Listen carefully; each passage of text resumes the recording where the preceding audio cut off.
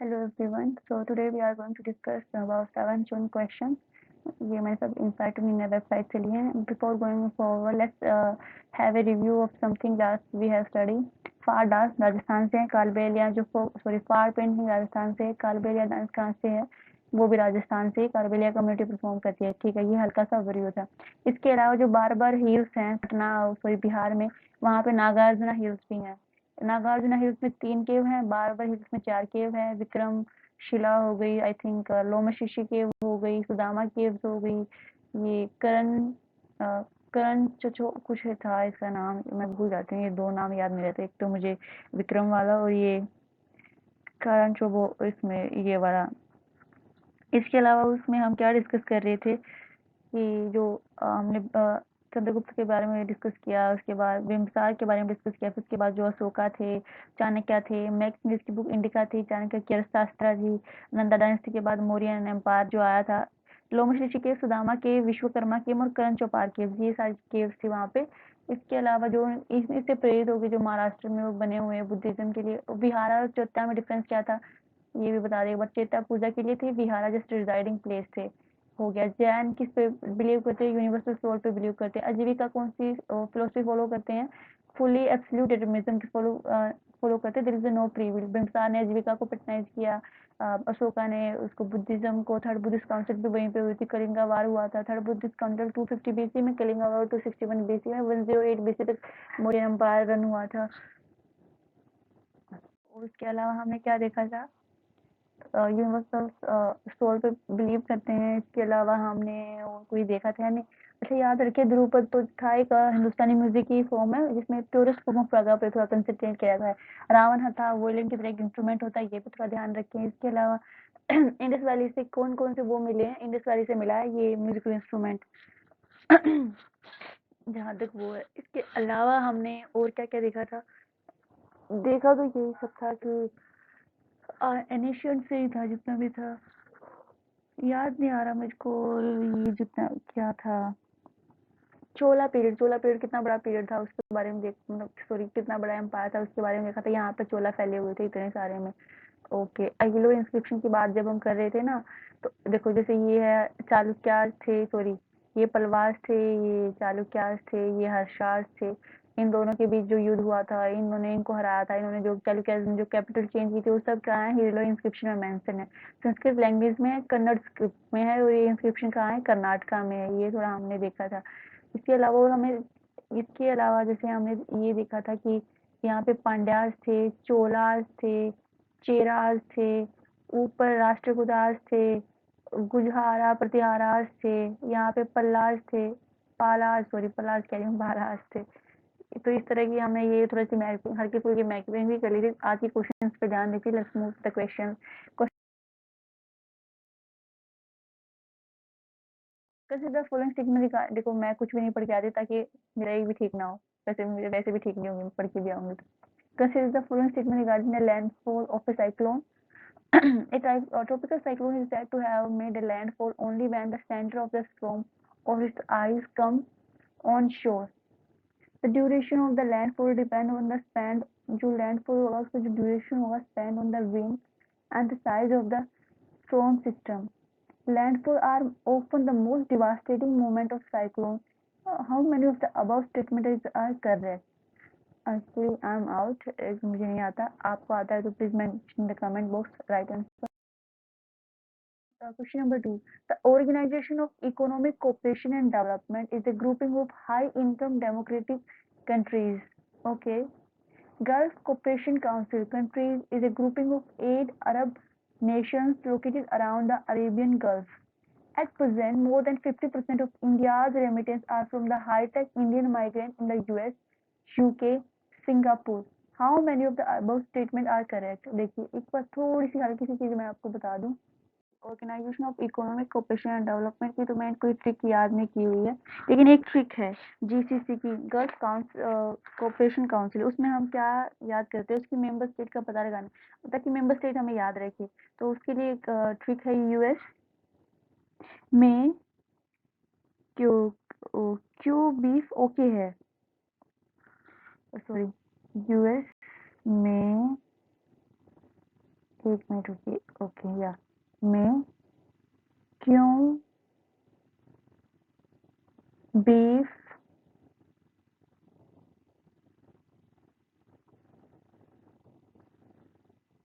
इसे लिखा भी नहीं जा रहा। बीफ ओके है। तो बेसिकली इसमें जब हम बात करते हैं तो यू का हो गया यूएई, एस का हो गया सऊदी अरेबिया, क्यू का हो गया कतर, बी का हो गया बहरेन, ओ का हो गया ओमान और के का हो गया कुवैत। तो जो इस गल्फ देखो पहले तो 1 2 3 4 5 और 6 गल्फ कोऑपरेशन काउंसिल में कितनी कंट्रीज हैं? 6 कंट्रीज हैं। तो यू का यूएई, एस का सऊदी, यूएस में क्यू भी ओके है, यू का यूएई, सऊदी अरेबिया, क्यू का कतर, बी का बहरेन, ओ का ओमान, क्यू का कुवैत। तो कितनी कंट्री हैं गल्फ, ये जो गल्फ कोऑपरेशन काउंसिल है इसमें है 6 कंट्रीज। तो इन्हें लिखा 8 अरब nations located around the Arabian Gulf. तो ये तो स्टेटमेंट गलत हो गई। वैसे ही ये भी आप ट्रिक याद रख लें कि यूएस में क्यों भी ओके है, इससे आपको कंट्रीज के नेम भी याद रह जाएंगे और नंबर ऑफ कंट्रीज भी याद रह जाएंगे। अब इसके बाद जो organisation of economic cooperation and development is the grouping of high income democratic countries. Organisation of economic cooperation development है, तो इसकी ट्रिक का तो बेसिकली मुझे अभी पता नहीं है, अगर कोई बनेगी तो I will share with you people. So at present, more than 50% of India's remittances are from high-tech Indian migrants in the US, UK and Singapore. Of course यही हुआ क्योंकि बेसिकली अगर यूएई में जो जाते हैं वो स्मॉल वर्किंग के लिए जाते हैं, बेसिकली जो कनाडा हो गया, यूएस हो गया, उनमें स्टडी के लिए भी जाते हैं। उसके बाद जो जॉब वगैरह भी करते हैं वो वहाँ पे उसी तरह की जॉब करते हैं, जैसे कि सॉफ्टवेयर सेक्टर में हो गया। तो हम ये मान के चल सकते हैं। ओके तो अगर मैं इसको कलेक्ट कर दूं, वन इसको राइट कर दूं, तो इसके बारे में I am not sure. I think I would prefer only two. ठीक है, क्वेश्चन नंबर नेक्स्ट। ओके ये याद रखना, यूएसए में क्यू भी ओके है जीसीसी के लिए।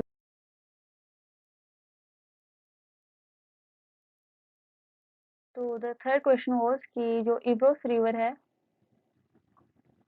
recently seen in news run along the border of which country? So I am not aware about this, so I will move further. If you are aware about it, so please do in the comment box answer। जो भाई देखते हैं कौन maximum score करता है। Consider the following statement regarding chikungunya. Chikungunya was the first discovered in Tanzania in the 1950। जब हम कोई कंट्री की बात करते हैं ना तो हल्के से उसके मैप का ओवरव्यू ले लेंगे। मैंने ना मैप लगाया नहीं हुआ। I think I should put the map with the question so that it's easy to remember the things. तो लेट मान लो ये हो गया अपना हॉर्न ऑफ अफ्रीका हो गया। हॉर्न ऑफ अफ्रीका पे कौन सी कंट्री है? ये कंट्री है सोमालिया। ये वाली जो कंट्री है वो सोमालिया है। इसके अलावा ये जो कंट्री है हम इसकी बात करते हैं, ये एथोपिया है। एथोपिया हो गई। ओके और ये जो है ये है इरिट्रिया। सोमालिया, इरिट्रिया, एथोपिया और इसके जस्ट यहाँ पे है केनिया। अगर इसके थोड़ा सा आगे बढ़ेंगे, जैसे इधर जाएंगे तो आप साउथ सुडान पाएंगे। साउथ सुडान के ऊपर सुडान है, नीचे साउथ सुडान है। ये इथोपिया था, ये इरिट्रिया था, सोमालिया था और यहाँ पे केनिया है। और केनिया के जस्ट साइड में क्या है? तंजानिया। कौन सा है? तंजानिया। इसके ऊपर और साउथ सुडान के नीचे यहाँ पे है Uganda. Okay yes got it. इधर ये जो तंजानिया के जस्ट आगे और उगांडा के जस्ट आगे क्या है? Democratic Republic of Congo. इधर बिल्कुल डेमोक्रेटिक रिपब्लिक ऑफ कोंगो। तो ये हल्का सा जीरो होगा, बेसिकली हमें तंजानिया देखना था कि तंजानिया कहाँ है। तो ओके इसके बाद tropical region currently see the highest rate of chikungunya virus. Number एक, Asian tiger mosquito also transmit the chikungunya virus. Actually, I'm really not sure about this. I'm not reading current affair even. That's a very not a good thing I would say. So let's move to the next question. If you know anything about it, please mention the comment box. Let's see who gonna score the maximum score, right? तो आप ये याद रखिए, horn of Africa, horn of Africa के just यहाँ पे क्या है? रेड सी है, यहाँ पे वो स्वेज कैनाल है।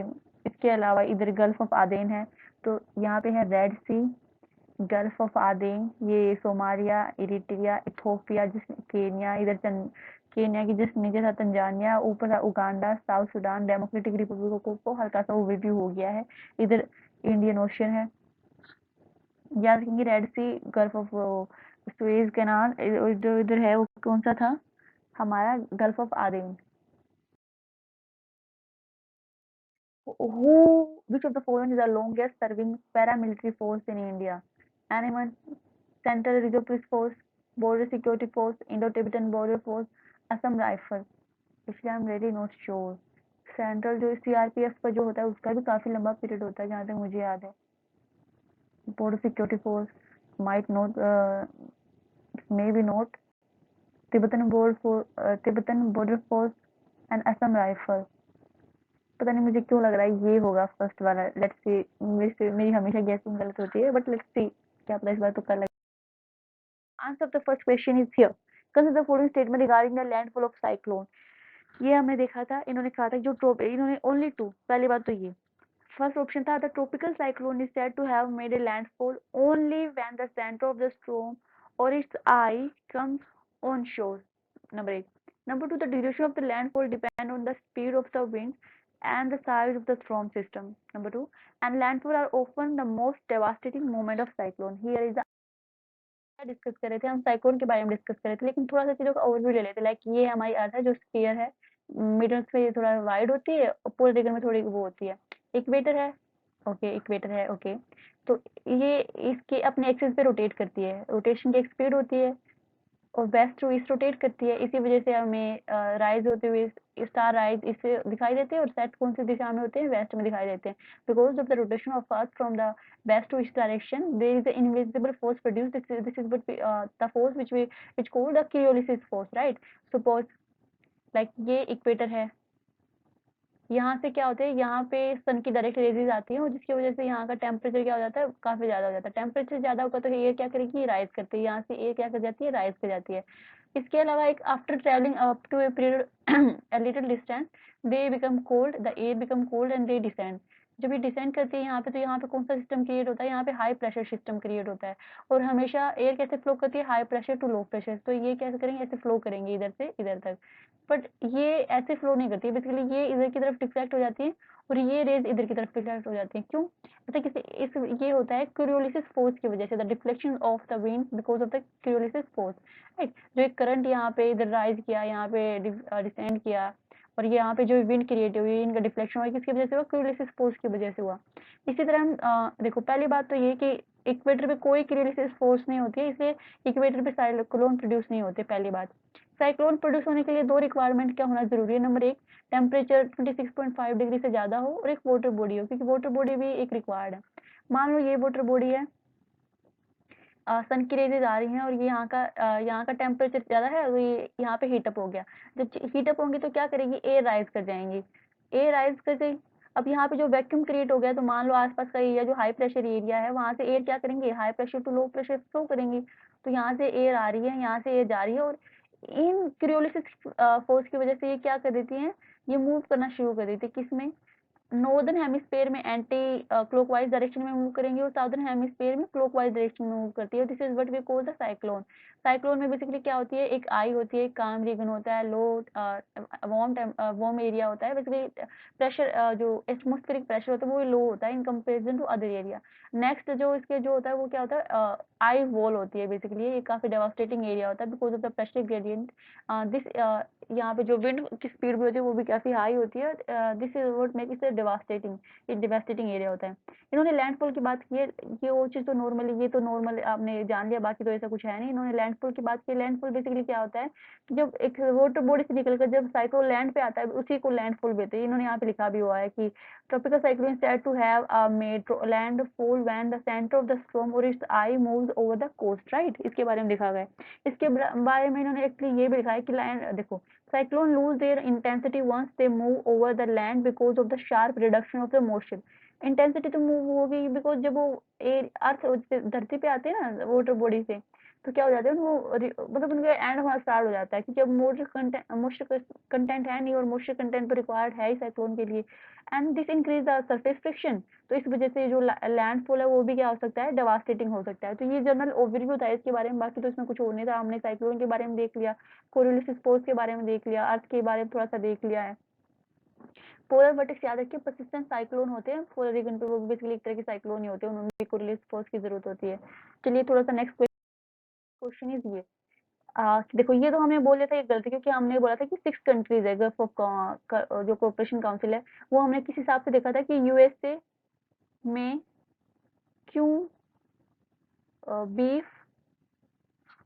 यूएसए में क्यों बीफ ओके है, राइट, ओके है। तो यू का मतलब यूएई, सऊदी अरब, इसका मतलब सऊदी अरेबिया, बी का मतलब बहरीन, क्यू का मतलब कतर, ओके का मतलब कुवैत। तो ये यूएस जीसीसी देख लिया था हमने, इसलिए ये देखा था। इसमें हमने शायद बोला था कि 2 हो सकते हैं, ये वाला हो सकता है, बट ये हमारा जो 50% का सिनेरियो गलत है। ये वाला ठीक है और यही वाला ठीक है, बस ओनली वो तो क्या ही ठीक है। ये देखो, ये हम पढ़ क्यों रहे हैं, बेसिकली जो वर्ल्ड बैंक है ना, ये हम याद रखेंगे। वर्ल्ड बैंक की एक लेटेस्ट जो थी ब्रीफ थी, माइग्रेशन एंड डेवलपमेंट पे एक ब्रीफ थी, जिसमें उन्होंने कहा था, देखो 2022 में इंडिया को जो रेमिटेंस आया था वो 111 बिलियन डॉलर आया था, बहुत ही हाईएस्ट, इनकी सबसे हाईएस्ट गेटिंग रेमिटेंस में हमारी कंट्री है। लेकिन उन्होंने कहा है कि जो ग्रोथ रहेगी, वर्ल्ड बैंक ने क्या कहा है अपने ब्रीफ में, जैसे माइग्रेशन डेवलपमेंट ब्रीफ है, उसमें उन्होंने कहा है कि जो हमारी ग्रोथ रहेगी माइग्रेशन की, बस वो इतनी रहेगी। इस वजह से ये न्यूज बनी। अभी ये ऐसा, इसका कारण क्यों था, वो इतनी क्यों रहेगी? पहली बात तो ये जो organisation of economic cooperation development है, ये वाली जो हाई इनकम कंट्रीज हैं, देखो इन्होंने लिखा हुआ 38 कंट्रीज का एक ग्रुप है, 38 high income countries democratic countries, यहाँ पे लिखा हुआ है, sorry, 38 high income democratic countries का एक ग्रुपिंग है। बेसिकली इनमें जो ग्रोथ है वो स्लो है। अब इनमें ग्रोथ स्लो है तो जो हाईटेक सेक्टर है उसमें भी ग्रोथ स्लो होगी, और उसमें ग्रोथ स्लो होगी तो जो हमारे यहाँ पे जो हाई स्केल या हाईटेक सेक्टर में जो काम करते हैं, माइग्रेट, जो यहाँ से माइग्रेट होके जाते हैं, उनकी भी क्या होगी, ग्रोथ स्लो होगी। उनकी ग्रोथ स्लो होगी तो क्या होगी, रेमिटेंस भी डिक्रीज करेंगे। बेसिकली जो ये हाई स्किल्ड जो लेबर है यहाँ के, और लार्जली हाईटेक इंडियन जो माइग्रेंट्स हैं, वो एक तो इन कंट्रीज में, जैसे यूएसए हो गया, यूके हो गया और सिंगापुर, इन कंट्रीज में है। इसके अलावा उन जो 36% का जो रेमिटेंस का जो वो है, वो शेयर वो रखते हैं, 36 का, 50 का नहीं, वो हमारा गलत है, ये 36% का शेयर रखते हैं। तो जब इनमें स्लो ग्रोथ होगी, इसके अलावा जो जीसीसी है ना, जो प्राइस डिक्लाइन हुआ, और जो ऑयल का प्राइस डिक्लाइन हुआ, वो भी ग्रोथ को डेंट करेगा। यानी कि अरब कंट्रीज में भी हमारे वर्कर जाते हैं, और जो ये वाली कंट्रीज हैं, हाई इनकम कंट्रीज और हाई, ये वाली हाईटेक कंपनीज, पूरी कंपनी कह रही हूँ, कंट्रीज हैं, उनमें भी हमारे वर्कर जाते हैं। तो दोनों ही तरह से स्लो ग्रोथ दिखने को मिल रही है। तो हमारे रेमिटेंस की जो ग्रोथ क्या रहने वाली, स्लो रह रही है। इन्हीं सारे बेसिस पे उन्होंने कहा होगा। ये तो हमने देख लिया कि 38 कंट्रीज का ग्रुप है। हमने जीसीसी देखा 6 कंट्रीज का ग्रुप है। उसकी अगर हम थोड़ा सा वो आगे जाके ओवरव्यू करेंगे उसके बाद, अभी यहाँ पे नहीं, लंबी वीडियो ना हो जाए कहीं, एक चीज को बार बार डिस्कस क्यों करना। देखो ये ब्रोस रिवर के बारे में बात कर रहे थे, तो मैं हाइलाइटर ले लेती हूँ एक बार, उसको फिर आपको समझ आएगा। ये हाइलाइटर हो गया।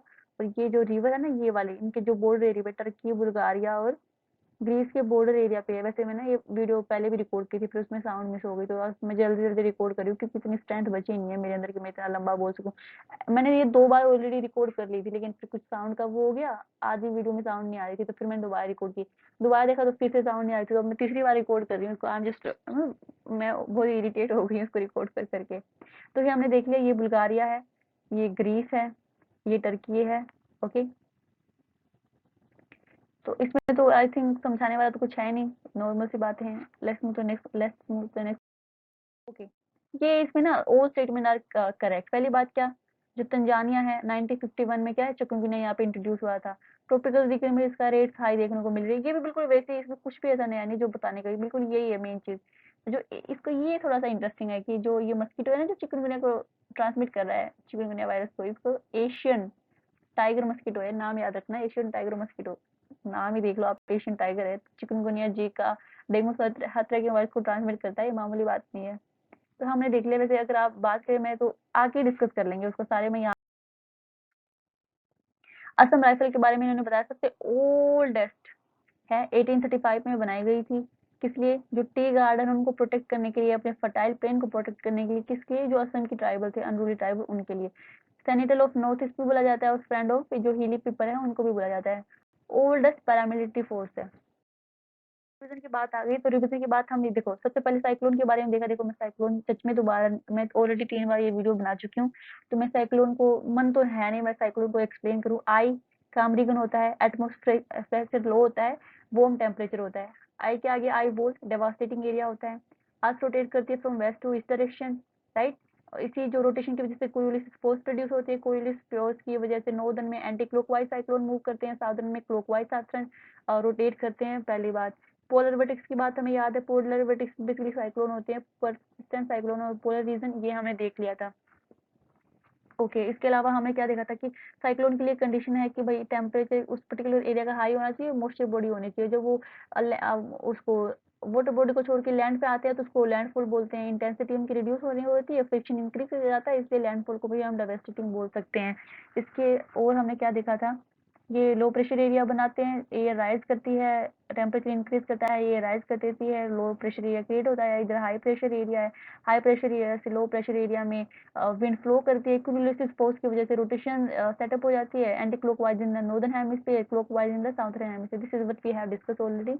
इसके अलावा हमने देखा GCCC, gulf cooperation council, price में डिक्लाइन हुआ है तो ग्रोथ में भी डेंट होगी, रेमिटेंस में भी कमी आएगी। 6 कंट्रीज हैं इसमें, देखो ये सऊदी अरेबिया हो गया बेसिकली, ये हो गया ओमान, ये हो गया यमन, याद रखेंगे। इधर जैसे ये ना थोड़ा मैप अच्छा होता है, ये मेरा पॉइंटर से नहीं बना, ये यूएई है। अगर इसको आप देखेंगे तो ये इधर वाला ये कतर है, ये देखेंगे तो बहरेन है, इधर देखेंगे तो कुवैत है, और ये तो जैसे कतर है। बेसिकली हम एक बार ये देख लेते हैं कौन कौन सी कंट्रीज हैं उसमें। हाईलाइट ये हो गया, सऊदी अरेबिया, ओमान, यूएई, ये अपना जो कतर, बहरेन और ये जो कुवैत है, ये हैं जीसीसी के मेंबर। ये 6 कंट्री जो जीसीसी के मेंबर है। इसके अलावा हम थोड़ा सा मैप और डिस्कस कर लेते हैं। ये हमारा, सॉरी, ये कतर हो गया इधर सीरिया है, इधर लेबनान है, लेबनान के जस्ट नीचे इजराइल है, इजराइल के जस्ट यहाँ पे जॉर्डन है, यहाँ पे इजराइल में हमास ने इजराइल पे बहुत सारे बम बरसाए हैं, इसलिए उन्होंने उनके अगेंस्ट वॉर डिक्लेयर कर दिया, रिसेंटली न्यूज है। तो इनके अगेंस्ट यूज किया, तो जो लेबनान से ना हिजबुल्ला ने इन पे अटैक किया है। तो ये दोनों हमास और हिजबुल्ला जो टेररिस्ट और एक्सट्रीमिस्ट ऑर्गेनाइजेशन है। इधर जॉर्डन है, जैसे इनकी यहाँ पे सीरिया हो गया, इधर कतर हो गया, इधर जॉर्डन हो गया, सऊदी, यहाँ पे सऊदी अरेबिया हो गया, यहाँ पे पर्शियन गल्फ हो गई, यहाँ पे गल्फ ऑफ ओमान हो गई, ये हो गई स्ट्रेट ऑफ हार्मोज, याद रखेंगे। इधर रेड सी हो गया, इधर गल्फ ऑफ आदेन हो गई, और ये हो गई स्ट्रेट ऑफ बाबे मंडल। अब जैसे हमने देखा था कि तंजानिया में 1950 में पहली बार क्या इंट्रोड्यूस हुआ, चिकनगुनिया वायरस इंट्रोड्यूस हुआ था। ये देखो, ये अफ्रीका हो गया, ये हॉर्न ऑफ अफ्रीका हो गया, ये सोमालिया हो गया, सोमालिया के जैसे यहाँ पे केनिया हो गया, और इधर इथोपिया हो गया, और इसके यहाँ पे इरिट्रिया हो गया, इधर इजिप्ट हो गया, ये केनिया था। केनिया के जस्ट नीचे क्या है, तंजानिया, तंजानिया जहाँ पे पहली बार ये वायरस इंट्रोड्यूस हुआ था। इसके जस्ट ऊपर क्या है, उगांडा, उगांडा के जस्ट ऊपर क्या है, साउथ सूडान, साउथ सूडान के जस्ट ऊपर क्या है, सूडान। तो ये हल्का सा मैप है, बिल्कुल 4-5 कंट्रियों का, ये भी आप ध्यान रखेंगे। यहाँ पे रेड सी था, गल्फ ऑफ आदेन और स्ट्रेट ऑफ बाबेमंडल, ये भी याद रखेंगे। इधर सुएज कैनाल है, इधर यहाँ पे मेडिटेरेनियन ओशियन है, तो ये भी हो गया। इसके अलावा हमें ना कुछ और चीज डिस्कस करनी थी, जैसे ये कि जो टी बोर्ड है, टी बोर्ड सेटअप हुआ था, 60% जो वर्ल्ड शेयर का इंडिया रखता है, किसमें, टर्मरिक बोर्ड, टी बोर्ड कह रही हूँ, टर्मरिक बोर्ड है ये। शायद मिनिस्ट्री ऑफ कॉमर्स के अंदर आता है, एक बार आप चेकआउट कर ले, अगर मुझसे कुछ गलती हो जाए तो I am very very sorry. ये थोड़ा इंपॉर्टेंट था, मिनिस्ट्री ऑफ कॉमर्स। और ये अभी रिसेंटली 60% कुकुमिन ट्री है, उसे जो कुकुमिन केमिकल है, उसी वजह से इसका कलर येलो होता है, उसी वजह से स्वेलिंग को रिड्यूस करता है। ये हल्की फुल्की चीजें हमने देखी। अलावा हम और चीज़ें बात करने की चाहें तो जैसे हमारा लॉ कमीशन था, फर्स्ट लॉ कमीशन इन चार्टर एक्ट 1833। अगर मेरे से कुछ प्लीज गलत हो जाए तो आप अपना एक बार चेकआउट भी कर लेना। उसके अलावा जो इसमें बाद में जो आए थे लॉ कमीशन आए थे, उन्हीं की वजह से जो हमारे एविडेंस एक्ट वगैरह है वो जो पिछले वाले, उन्हीं की देन है। इसके अलावा जो फर्स्ट इंडिपेंडेंट इंडिया का जो लॉ कमीशन था वो 1855 में बना था पहली बार। ओके, जो MC स्टेवल, जो स्टेवल वो थे जो अटॉर्नी जनरल ऑफ इंडिया थे, वो फर्स्ट चेयरमैन इसके बने थे पहले। ये भी हो गया, हल्का फुल्का ओवरव्यू इसका हो गया। इसके अलावा हमने देखा था जैसे ये पलवाज हो गए, ये चालुक्याज हो गए, ये क्या हो गए, ये हर्षाज हो गई, हर्षवर्धना जो हर्षवर्धन और पुलकेशिन टू के बीच लड़ाई हुई थी, पुलकेशिन टू जीते थे, अहिलो इंस्क्रिप्शन में मिलता है। इन दोनों में से पल ये जो ये क्या थे, चालुक्य से पलवाज से चालुक्य जीते थे। इसमें अहिलो इंस्क्रिप्शन में इन्होंने अपने जो चेंज करी थी बादामी टू चालुक्य, जो सॉरी अहिलो, जो अपनी कैपिटल चेंज की थी, वो भी अहिलो इंस्क्रिप्शन में मेंशन है। तो इसलिए राजाओं के लिए नहीं थी इंस्क्रिप्शन, और बहुत सारी चीजें मेंशन है। कन्नड़ स्क्रिप्ट यूज की है, प्राकृतिक लैंग्वेज, संस्कृत लैंग्वेज यूज की है, ये भी हमने देखा था। इसके अलावा और हमने क्या देखा था कि जो ये जो चेला चोला था उसके बारे में भी देखा था। सबसे जो नीचे हम वो एम्पायर सा देख रहे थे कि इतना बड़ा एम्पायर था उनका। उनके टाइम पे जो उनकी जो पेंटिंग थी बड़ी फ्लरिश की थी। हमने ये भी देखा हुआ है कि जो ऑयल पेंट यूरोपियन कौन सी पेंटिंग लेके आए थे, ऑयल पेंटिंग लेके आए थे। रियलिज्म जो वो पेंटिंग था वही लेके आए। रियलिज्म जो पेंटिंग्स में था वो ही उन्होंने इंट्रोड्यूस किया था पहली बार। इसके अलावा जो चोला एम्पायर था हमने देखा था यहाँ से लेके बिल्कुल इधर हर जगह फैला हुआ था। इन्हें बहुत ही जो इनकी जो पेंटिंग काफी रिच थी, यही मैं कह रही थी चोला एम्पायर। इसके अलावा अगर हम बात करें, हमने काफी सारे एम्पायर देखे, जैसे मान लो ये हमारा इंडिया हो गया, और ये यहाँ पे तो गुजारा प्रतिहारा जो थे उनको क्या प्रतिहाराज हो गए। इधर हर्षा एम्पायर भी रहा है, ठीक है। इधर जैसे ये चालुक्याज हो गए, ये पलवाज हो गए, ये हम बात कर रहे थे। यहाँ पे चेरा हो गए, पांड्या हो गए, ये चोला हो गई। जैसे चोला बेसिकली मैं ये कह रही हूँ, लेकिन अभी हमने देखा ना कि चोला एम्पायर वैसे कितना बड़ा था। चोला मतलब टाइम टाइम की बात है, कभी कोई वहां पे वो कर रहा था, कभी कोई बात कर रहा था। इसके अलावा हाँ, अशोकन वाले पीरियड की बात करें, चंद्रगुप्त मौर्य पहले थे। उसके कौटिल्य जो उनके गुरु थे, अर्थशास्त्र उन्होंने लिखी थी। ग्रीक वाले जो एम्बेसडर थे, मैक्सिमिनस थे, इंडिका बुक उन्होंने लिखी थी। नंदा डायनेस्टी के बाद ये वाला मौर्यन एम्पायर स्टार्ट हुआ था। सेकंड थे बिंबिसार। आजीविका सेक्ट को इन्होंने प्रोपोगेट किया था। आजीविका सेक्ट बेसिकली किस फिलोसफी को फॉलो करता है? एब्सोल्यूट डिटर्मिनिज्म को फॉलो करता है, इनकी नियतिवाद को फॉलो करता है। कोई भी फ्री विल जैसी कोई चीज नहीं है, जो भी है पहले से ही तय है, जो भी होगा पहले से ही तय है। मैं बोल रही हूँ पहले से ही तय था, आगे जो बोलेंगे वो भी पहले से ही तय है। ये बेसिकली आजीविकाज में है। इसके बाद जो ये 5th सेंचुरी में था, इसके बाद 6th सेंचुरी में जैनिज्म बुद्धिज्म आता है। बुद्धिज्म को उसके जो बिम्बसार के जो अगले थे, उनसे अगले अशोका थे। बुद्धिज्म को अशोका ने काफी पैटर्नाइज किया। 261 में बीसी में इन्होंने कलिंगा वो लड़ा, जिससे खून खराबा देखकर ये बहुत ही निराश हो गए। 250 में थर्ड बुद्धिस्ट काउंसिलिंग अशोका ने ही करवाई थी। धर्म का रास्ता, अहिंसा का रास्ता इन्होंने चुन लिया था। इसके बाद ये तो हो गया लोमश ऋषि के अशोकन पीरियड से ही है। अगर हम बारबर हिल्स की बात करें, पटना में है। नागार्जुन हिल की बात करें, पटना में है। तीन केव नागार्जुन हिल पे है, बारबर हिल पे 4 केव हैं, बोध गया से कुछ माइल की दूरी पर है। लोमश ऋषि केव हो गई, सुदामा केव हो गई। इसके अलावा आई थिंक विक्रमशिला या विक्रम पता नहीं कुछ है, ये मुझे नाम याद नहीं आ रहे। 2 के विक्रम से रिलेटेड कुछ एक और केव थी। उसके अलावा जो कोकर चट एक और थी, मुझे नाम याद नहीं रहता इनका। कभी देखने तो फिर शायद आप याद पढ़ लेंगे तो आपको हल्का फुल्का लगेगा कि हाँ, देखने से याद आ जाएगा, ओहो this was something that this like that. Okay, तो ये हो गया, हमने थोड़ा सा ये भी डिस्कस कर लिया। इसके बाद हमने क्या, उद्यागरी केव्स हैं, बादामी केव्स हैं। उद्यागरी केव्स हिंदू से रिलेटेड हैं, बादामी केव्स हिंदुज्म जैनिज्म से रिलेटेड है। चैत्ता और विहारा में क्या डिफरेंस है? विहारा रिजाइडिंग प्लेस थे, चैत्ता वर्शिपिंग प्लेस थे। बुद्धिज्म में ये दोनों चीजें हैं। जैनिज्म यूनिवर्सल जो लॉ है उस पर बिलीव करते हैं, जैसे नेचर है या वो एटम्स है, ये सब एक ही लॉ से गवर्न होते हैं, वो है यूनिवर्सल लॉ। ओके, ये जैनिज्म की इस पे वर्क करते हैं जैनिज्म वाले। अजीविका सेक्ट के बारे में आपने देख लिया, बुद्धिज्म जैनिज्म दोनों 6th सेंचुरी बीसी के हैं। इसके अलावा और हमने क्या देखा, टर्मरिक बोर्ड हमने देख लिया। हाँ, लॉ कमीशन के बारे में हमने देख लिया। स्पीकर के बारे में बहुत सारी चीजें हैं। देखो, अरे एक जब जब कोई भी जब लेजिस्लेटिव असेंबली ऐसा कोई लॉ लेके आती है जिसमें वो हाई कोर्ट की अथॉरिटी को उस पे आ जाए, हाई कोर्ट की अथॉरिटी को चुनौती आ जाए, तो उस केस में गवर्नर को वो जो पर्टिकुलर बिल है उसको उसके लिए प्रेसिडेंट के लिए रिजर्व रखना बिल्कुल जरूरी है। अदरवाइज उसके पास जो ऑप्शन है, या तो वो अपना असेंट दे दे या अपना होल्ड कर दे, या प्रेसिडेंट के पास उसको ट्रांसफर कर देगी, उसके पास अपनी थोड़ी सी अथॉरिटी है। इसके अलावा और क्या बात कर रहे थे यार, मुझे मुझे ज्यादा अच्छे से याद नहीं आ रहा। स्पीकर की वाली चीजें 10th शेड्यूल के बारे में हमने देखा हुआ है। अगर इंडिपेंडेंट मेंबर कोई पार्टी ज्वाइन कर लेता है तो वो डिस्क्वालीफाई हो जाएगा। अगर कोई पार्टी का मेंबर पार्टी छोड़ के दूसरी पार्टी ज्वाइन करने की कोशिश करता है तो वो डिस्क्वालीफाई हो जाएगा। 2 या 2 साल से ज्यादा उसको किसी को सजा हो जाती है तो वो डिस्क्वालीफाई हो जाएगा। वो भी अगले 6 साल तक वो इलेक्शन भी नहीं लड़ सकता, इस तरह से डिस्क्वालीफाई हो जाएगा। ये तो उसमें एक्ट में, ये रिप्रेजेंटेशन एक्ट में ये सारी चीजें मेंशन की, चाहे अगले सेक्शन 8 में है ये सारी चीजें मेंशन। इसके अलावा और हमने क्या देखा हुआ है, ओके, स्पीकर की जब हम बात करते हैं, जब उनका इम्पीचमेंट चल रहा होता है, 14 दिन का नोटिस पहले ही देना पड़ता है। वो फर्स्ट इंस्टांस में वोट कर सकते हैं ड्यूरिंग देर जो उनकी अगर प्रोसेस, वो ऐसा नहीं हो जाए कि भाई कास्टिंग वोट दें कि दोनों वो हो गया तो अब मैं कास्टिंग, वो उस केस में वो नहीं होगा। अपने ज्वाइन वहाँ पे बैठ सकते हैं, अपना फर्स्ट इंसान में वोट कर सकते हैं, ये सब वो कर सकते हैं। इस तरह की कोई चीज़ों हो फर्स्ट इंसान। इसके बाद सब्सटेंशियल मोटिव, बहुत कुछ सब्सटेंशियल मोशन में जैसे इम्पीचमेंट से रिलेटेड हो, उस वाली चीज़ों के साथ डील किया जाता है सब्सटेंशियल मोशन।